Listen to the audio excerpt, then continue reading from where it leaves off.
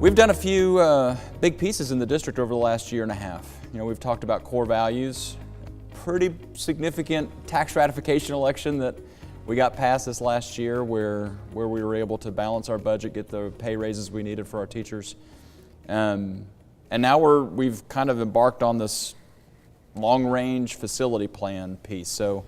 But why don't we bring up to speed? When did we start this planning, and where are we at right now with it? Yeah, it's been busy. It's extremely busy the last year and a half or so. But on the planning side of things for us, we always want to make sure that we've got things kind of established, knowing that we had just gone through this visioning process and wanting to make sure that the things that we had established for quite some time were going to make sense as we kind of move forward.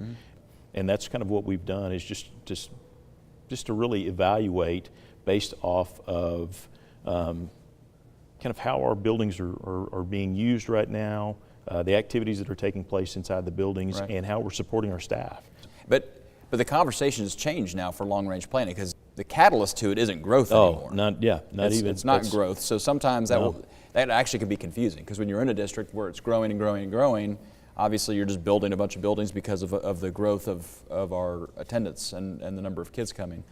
So what causes the need for a long-range facility plan when there's slow growth in the district?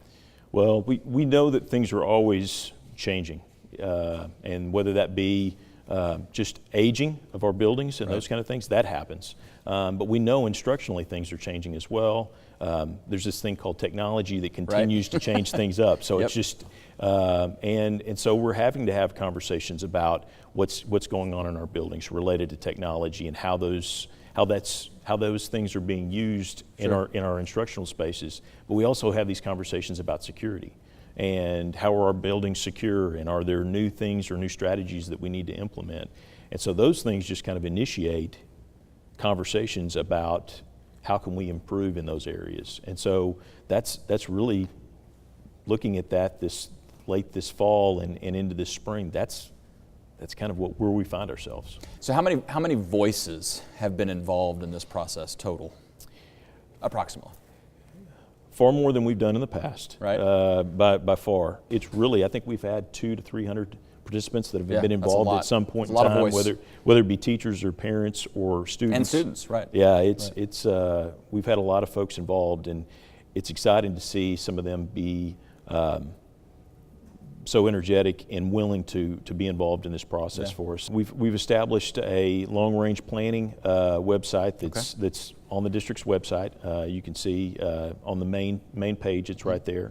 And so that's a great place to go to identify who's been involved in the process, and also see some of the general information about the committee and what they've been doing.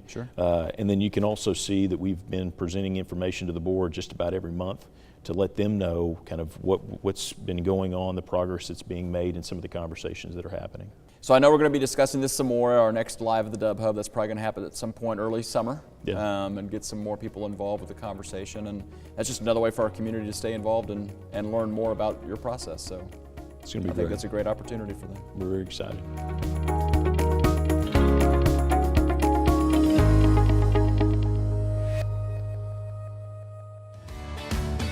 If you want to see more videos like this, click here and don't forget to subscribe. Thanks for watching.